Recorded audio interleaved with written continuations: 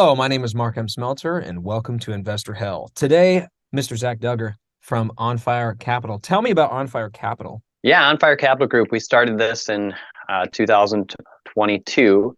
Essentially, we are working with private investors to allocate funds into real estate acquisition. So essentially, putting their money into a real estate deal where they don't have to do any of the work, but they can still receive the benefit of investing in real estate. So it's passive investing. So we're partnering with other operators who have been in the space for a number of years and have experience in doing these types of deals and acquisitions, adding value and creating a better return for your money. So, what is something that when you say adding value, what's like a specific addition of value that you have proven and can prove to your like future clients if they're looking to invest with you? So one of the ways that we look at it is if there is an apartment complex that has some deferred maintenance and maybe the landlord or the owner is having not been doing much with that apartment because they've been collecting income, they still have kept tenants in the place. We look to update the space, make it more presentable, make it someplace that you want to come home to because you like the way it looks as well as the way it feels, the way it smells. So we want to take that environment and upgrade it. So that's one of the ways that we add value in an apartment community. Is it specifically accredited investors only? Yeah, most of the deals that we look at are accredited investors only. Sometimes there will be a situation where it will allow for a number of individuals who are not accredited investors, up to, I believe, 30 of those. But it depends on the deal and who we're working with.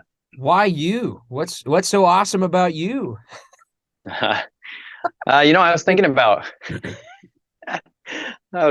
that a little bit earlier as I was getting some thoughts behind our conversation as it relates to Mm. investor hell and the experience that I've had.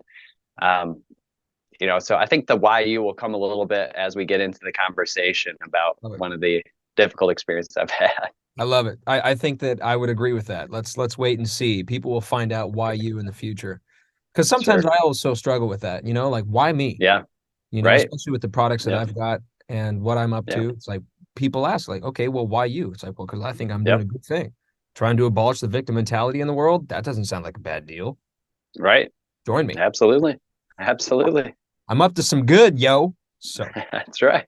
we'll talk about some bad and hopefully some redemption in a little bit. But Yeah. you told me a little bit about the story. Before we get into that, I always Yep. ask if you have you seen the show?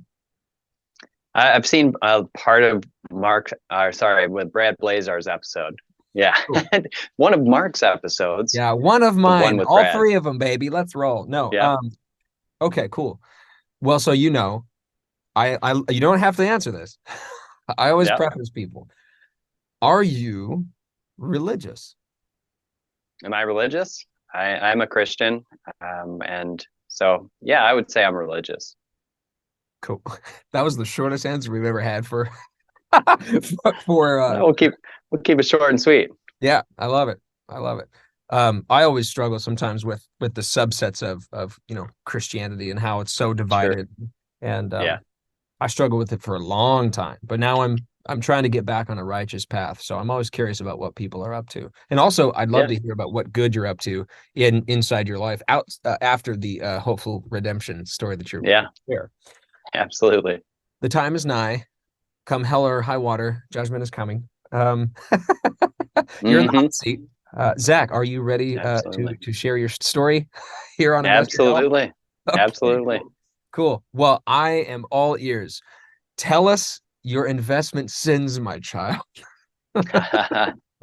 Okay. Well, I'm here today to confess the situation that occurred.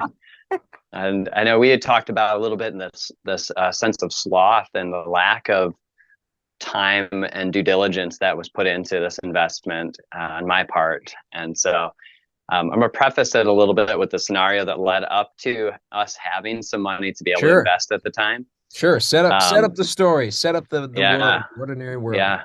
So my wife and three friends were on their way to a women's Christian women's conference, Joyce Meyer Ministries, in Missouri. No, it's actually in well, either way, it's down that direction. St. Louis, sorry. Yeah, St. Louis, Missouri. So they're on their way. Late at night, they decided to leave after hours, and it was after midnight. One of the gals was sleeping, one being my wife. The other was sitting in between, talking to the two up front. Don't think she had her seatbelt on, and a drunk driver smashed into their vehicle, going well above 90, and it resulted in their van rolling into the median. The passenger, who didn't have her seatbelt on, I believe at the time, died in the accident. My wife was significantly injured. The two in front were injured. And I was called at like 2 a.m. by a hospital chaplain to tell me that my wife had been airlifted to the St. Louis University Hospital.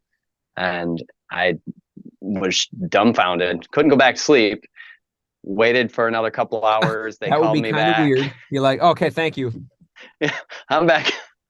So I waited for another couple hours. I went, and they said, "Yeah, you better come down." So she was in the intensive care for a period of time. But so I drove down, and long story short, you know, thankfully she's was able to recover without with some minor issue, you know, some issue with the collarbone, but it was a pretty big deal. And so thankfully that driver had insurance, and it was a company vehicle, so he had a larger insurance policy. And we worked with the other parties involved on reaching a settlement for some of the damage that occurred. And in about a year and a half after the accident, we received what for us was the largest amount of money we had ever received in our lives at one time. It was, I think, close to 4 times my salary at the time, which I was making around 30,000 a year, right? So it was amazing. So we took right. So we took some of that, and we're like, wow, we can get this new used car. We had a daughter who was very young. I think she was 5, 6, 7 months at the time, and we had lived in a house in a little bit rougher neighborhood. And so, like, wow, maybe we can invest some of this. We invest some in her college fund. Did some other nice little things we'd never really normally do. Mm. And then we had a friend talking with us about a great opportunity, an investment that he had been putting money into. In fact, I think he was taking money Great from, opportunity. yeah, let's put that in quotes. Yeah, I think he was even taking some cash advances from credit cards and finding other ways to get money to be able to put it into it, because the rate of return was purported to be 10% plus per month. So I did the math. I thought 10% plus per month, and I would write it out, and then I would write it out again. I'd be at work bored. I would do the math. I'm like, okay, if we put 10,000 in, what would that look like? What about 20? What about 30, 40, 50? Well, we put 60,000 in. Okay. Because great, you know, at 50,000, he told me that I would get 18,000 back. I don't remember if it was 16 months or a year, but I was going to get quite a bit back in a short period of time. So, like, great, we're just going to keep rolling. Hang on a second. Forward. Let's go back to the. I don't want to. Go back to the friend. Yeah. How well did you know this person? All right. So the friend who told us about the opportunity was someone we had known for several years, had deep trust, respect in him as an individual. What we didn't really think about was that he didn't have any investment experience or education in that regard, but he had a friend who had set up a company and had established, was working on establishing a hedge fund. And that was this third party that was going to be vetting and working with another person who was going to be doing the trading in the Forex market. So the foreign currency exchange market, essentially. So foreign currency trading, basically. You know, dollar, euro, everything is a little bit different value, right? And so if you just flip one and the other, you can make some money off of those exchanges. So yeah, we did not know the gentleman very well. And I just figured he did his due diligence, so he probably knows what he's doing. And the company that he had been, or the gentleman that he had been looking at working with, had already gone through some difficulties for a period of time. So difficulties meaning that they had been investigated and had come through that, been able to pay everybody back. And so it just seemed like, I was clean. I'd already been undergone an investigation, came through on the other side, good opportunity. So I kept doing the math and I kept thinking about that No, wait a house on the second. lake. Let me quote real quick. Great opportunity. Yeah. Yeah, yeah, exactly. And I just kept thinking I about feel that. like Dr. Evil when I'm doing that. Laser. Yeah. No, it's very accurate though to put that in quotes because it did not prove to be a good opportunity. We invested in, I think it was February 2008, and I reached out to the gentleman that we were working directly with. So my friend was no longer the contact point for us. It was the guy that he introduced us to. Mm. So I reached out to him, got into the portal on the website, and he was showing 10% return this month, 11% this month, 16% in March. Like, wow, this is great. At the end of a 6-month period, we're going to get our money back and interest, or I can continue to roll that forward. Sure. So next couple of months roll along, very, very little communication is occurring. By month 6, it started to become clear there was something wrong with the situation. And he started to communicate that he was having trouble getting the funds for his investors. And that was becoming an issue. I was concerned. Now I was worried. I was worried about our funds being able to get them back. And like I said, we at the time, I was working a pretty low paying job. We had our first child. We owned a house. We're just trying to get by paying off student loans, all the things we're doing as a new young married couple. And it came to a point during that period of time after we had invested with this guy, when I was doing the budgeting, and we weren't going to make it. We weren't we weren't going to make our payments on our basic bills, So it was a very difficult time. That sucks. Yeah, absolutely. It definitely did. And then to have this lingering over my head and just thinking, well, what if I had done something else with those funds? And what it proved out to be, though, is that the gentleman in Jamaica, so this guy, David Smith, who was the primary person who was doing the trading, so to speak, was essentially running a Ponzi scheme. So he was taking money from new investors and paying out the interest payments to the already existing investors. And he was just funneling money from here over here and just continued to bring it in so he could keep it going out. Mm-hmm. And he was making up statements to make it look like it was actually occurring. And so when he was, yeah, well, it worked for a little while. Mm-hmm. And he was short term, yeah. he was investigated in 2008, and that was in Turks and Caicos and Jamaica, and then he had some things operating in Florida. So the United States brought him in for charges as well. There were 4 counts of wire fraud, 1 count of conspiracy to commit money laundering, and 18 counts of money laundering. And he pleaded guilty. Sure. On all accounts. Well, so, yeah, but if you can prove it. Yeah. Right. So for years, for a period of time, he was sending out small communications to the different groups that were investing in his investment club, so to speak. And he was telling them, everything's good. They've tied up my money right now, but we're going to work through this. But then his communication stopped, and his attorney was only talking with the parties involved. But yeah, so that was a process we went through. And then the next probably 2 years, I was going through every week looking for articles to see what was the update, what's going to happen, because there was this potential of being able to get this money back. Sure. That somehow, that when they seized everything, they were going to go through it all and be able to start getting that back to investors. And it became clear after approximately 2 years that wasn't going to happen. So I learned about being able to. Whoa.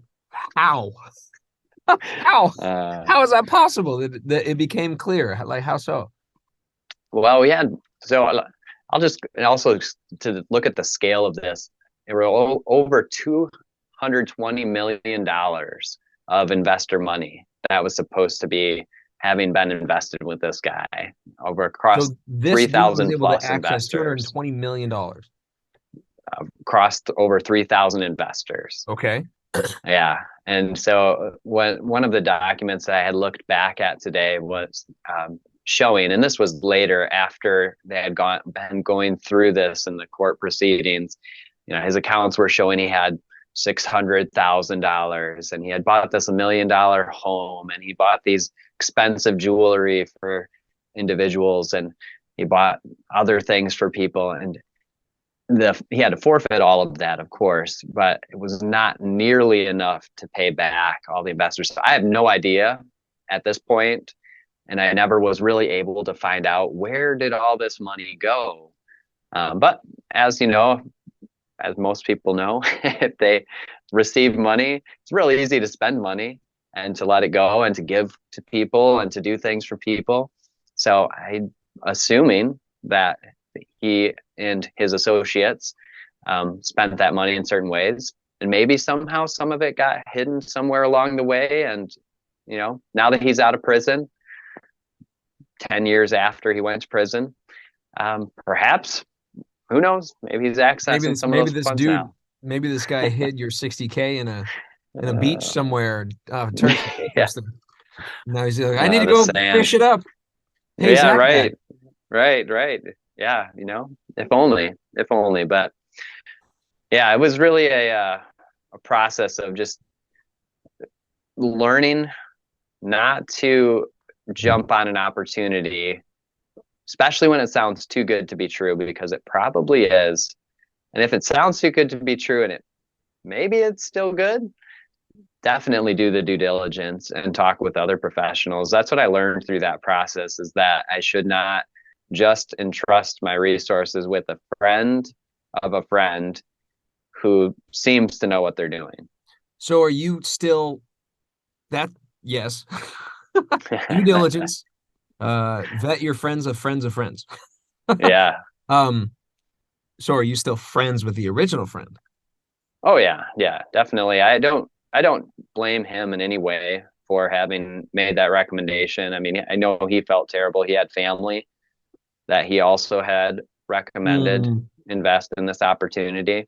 And I know gotcha. the guy that we were working with had disclosed that there was a group that had taken money, and a small family farm essentially was lost because they needed this money to continue coming in to be able to pay for that small family farm. So, you know, I know there were a lot of people severely impacted by the actions within the group that I was a part of, but also outside of that, because of course, 3,000 investors, and it wasn't accredited investor specific.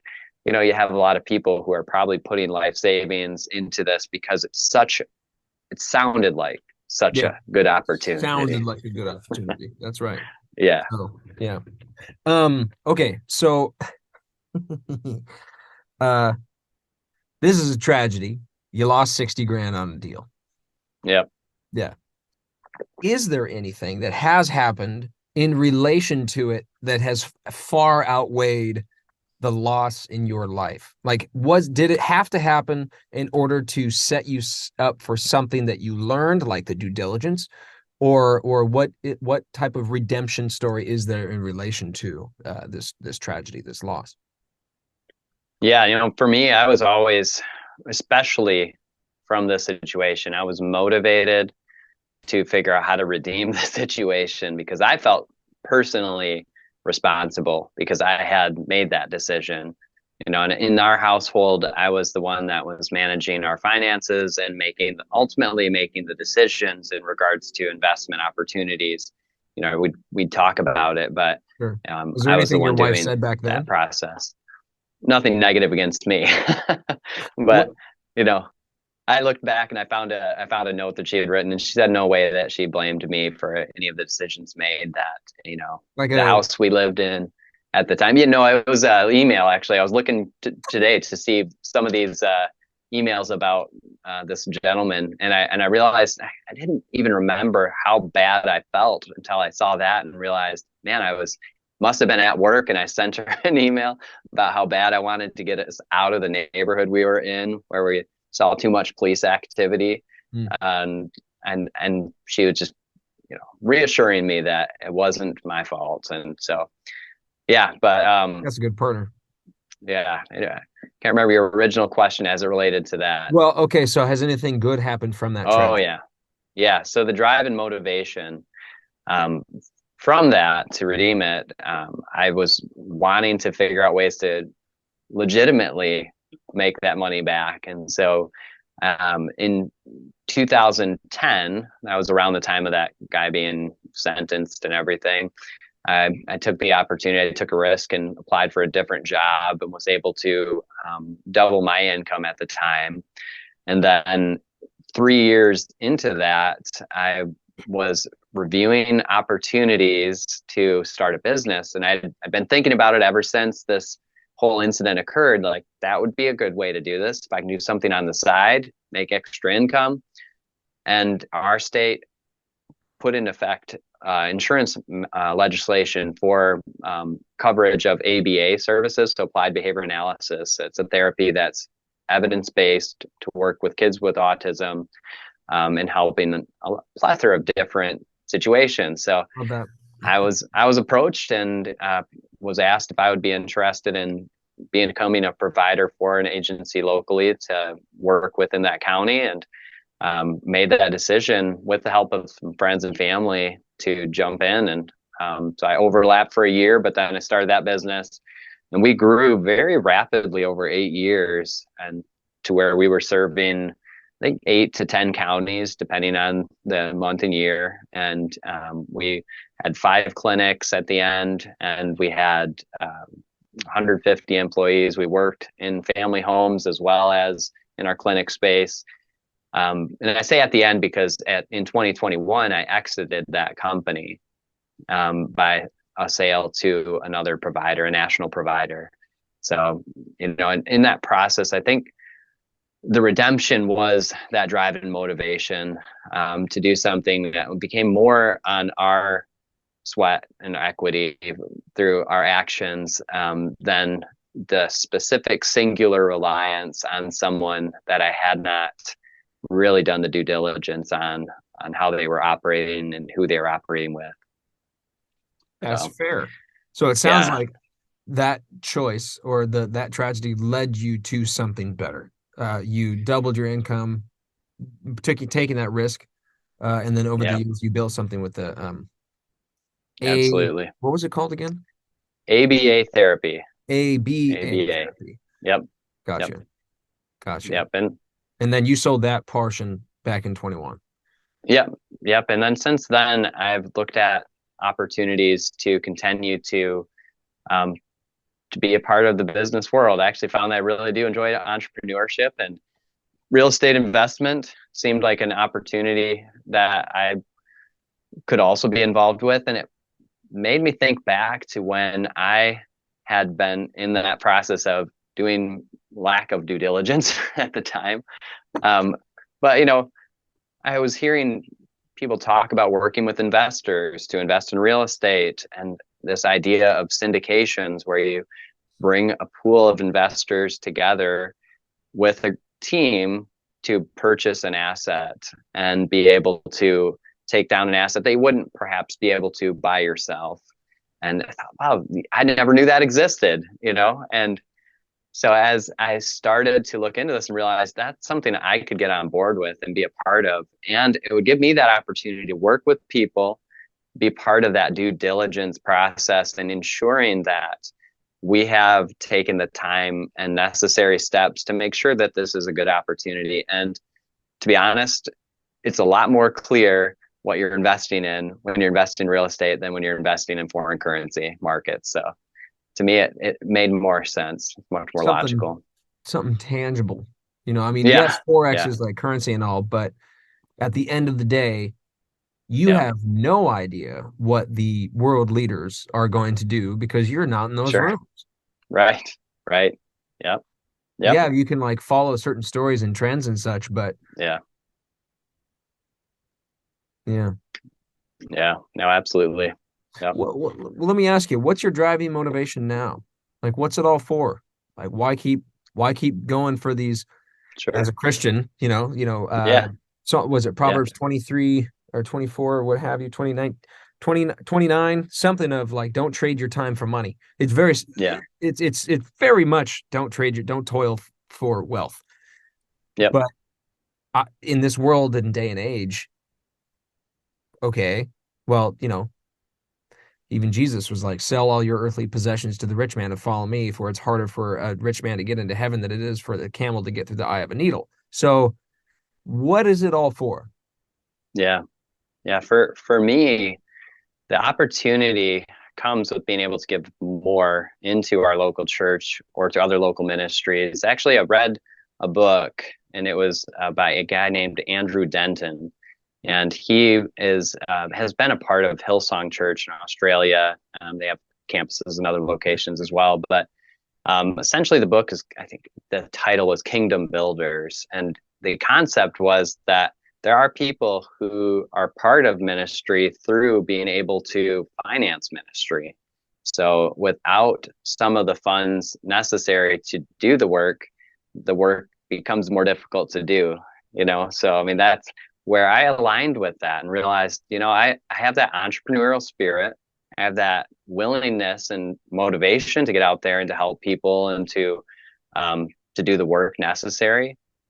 And if I'm able to increase what we bring in financially, then we also can then simultaneously increase what we can give to others financially. So they do work hand in hand. And I think there is that concern, that potential for anyone really with regards to money. If you become overly obsessed with seeking it out and that's becoming your driving motivation, um, you might miss the boat on what your purpose is and what your calling is. Or you might become overwhelmed and stressed and anxious and too frustrated by that pursuit. But I think if you put it in prayer and you put it in the perspective of being able to do more by helping others with what you're given, that can become your why. And for me, that's where it leads me to, is that, being able to, if I can gain more, I can give more and I can do more. So, and I can create more opportunities for others in that doing. It's the love of money that's the root of all evil. It's not Yeah, the see, money that's itself, that's right. It's not the fact, it's like the love of wealth. You cannot serve two masters. Isn't that very much like Right, Matthew or Mark or Luke or John? Jesus talks about that too. Like, right. I'm not Yep, saying that, that people can believe whatever they want to believe, but there is a tried and true tested method of living I'm not going to say, I mean, righteous life, of living yeah, better, of just living better and feeling more yeah, fulfilled. Everyone's trying to chase happiness. Everyone's trying to chase stuff that's outside of themselves versus trying to chase something from within, which is that fulfillment right. of it's like serving something higher than yourself. Yeah, I don't know. I feel like if you try and serve wealth or if you try and serve money, you are serving something that is beneath you. You are serving a tool. right. Yeah, That's my yep, 2 cents. And I'm just starting to absolutely. learn this too. I'm Yeah, becoming more fiduciarily responsible, financially hmm, responsible. And so sure. when I hear it from people of like, hey, look, if you I believe it's not bad to take money from the devil. And here's Yeah, why. You work with your enemies so that you can go and take care of what you're actually trying to do. Be like, I'll take the money from the devil and give it to the church. yep, What's so bad yep, about that? It's a tool. Let God do right, whatever he wants with it. It's not up to me. right. Yep, makes me think of the Holy Rollers. I believe that the group was called. They were able to learn how to go into casinos and essentially be able to more effectively play blackjack. I think is what they were Oh yeah, playing. yeah, the whole 21 And movie. yeah, and I mean that group, they were able to kind of fly around to different areas. And I don't know the full story, but I believe they're referred to as the Holy Rollers, and that was the perspective that they came in with. We're going to rob money from the devil. We're going to be able to take this money and be able to do more with it in the ministry than we Nothing could bad with that. otherwise. So Love yeah, that. and it was a way to earn. So I'm gonna have to check that story out. Well, okay, Mr. Used to be sloth. If you could if yeah, the virtue, the diligence, you took yeah, action, you made things happen for you, you made decisions and did the right amount of research. You followed through and accomplished a goal. Instead Yes. of the wait too long and see others reap the rewards, or too passive with your research and due diligence. I would say Right. this is probably a sloth story if we're going to sum it up. Yeah. So, Yeah. I'm on well, board with that. I don't want to say so, but I pray that you are forgiven of your investment sins and that you are now on the virtuous path of due diligence. Yes. Well, thank you, Mark. I appreciate that. And, That's fun. That's fun. Well, I appreciate you sharing the story. That sucks about your wife yeah. and your friends that especially lost her life, and then you not getting a full night's sleep. Ah, Well, I've had other nights like that, but that was one of the most challenging ones, when you don't know what's going on. And yeah. how is she these days? Is she's better up to par other than the Yeah, so the collarbone healed a little bit overlapped, and so that pulled her shoulder forward a little bit. So if she has any repetitive motions a lot with her one arm, that can cause some shoulder pain and issues. But she has been able to, in the past, she did some weightlifting competitions, like the Olympic weightlifting style, but just some local amateur competitions. And that was after the accident. Now, didn't mean that she didn't have pain that came out of that as well, but so she continues to carry on with activities, and she's finding those that don't cause as much of the issue as others. I love that. Well, that's cool. More power to her, man. She sounds like Yeah. she's on a path. Yeah. No, absolutely. Yeah. The weightlifting has to be put aside right now because of other reasons, but yeah, so just still pursuing other passions. Speaking of other pursuits and such, if people, Yep. let's hope that this can relate a little bit. If Yeah. people are looking to work with you, if people are looking to Sure. invest with you, or people are looking Yep. to have you invest with them, what's the best way to get in front of Zach? And if they do, what should they approach you with and regarding, and how do you like Sure. to be approached? Yeah. Probably the easiest would be email, Zach, ZACH at onfirecapitalgroup.com. I'm also on social media, Facebook, LinkedIn.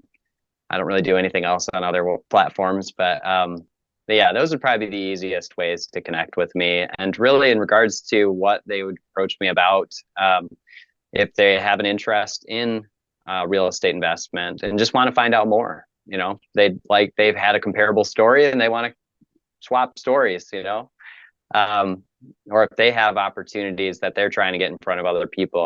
I'm always open to listen and hear and learn from others too. So I want to help and educate, but I also want to learn and listen and learn and continue to educate myself in this process too. Well, Yeah, you heard it from the man himself. Uh, Zach, thank you for your time. I am grateful absolutely, that you Mark. shared that story. I pray that you Yeah, will come on the show again at some point and yeah. share a different story, perhaps maybe a wrath, maybe a story of anger. We haven't had one of those yet. I want somebody to get pissed. uh, No, yeah, get and mad. I think that person's out there.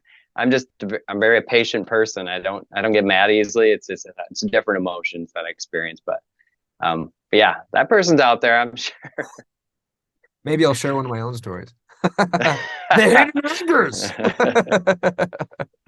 There you Well, hey, go. man, I appreciate your time. I am grateful Yeah, again. And absolutely. thanks for being on Good to Investor speak Health. with you. And let's hope that you come on again sometime in the future. And if you do know people in your circle that would like to share a story, maybe you have somebody in your Yeah, circle that would want to share the Wrath story. Who knows? Um, anything. We're absolutely. looking for stories that will help other people. Um, Okay. because that's what we All care right. about. We care about not making stupid investment mistakes anymore, Yes, and then I'm sharing in those agreement. stories. So That sounds like a plan. cool. All right, Well, Mark. Well, thanks for having me. thank you for coming, and thank you Absolutely. for watching Investor Health.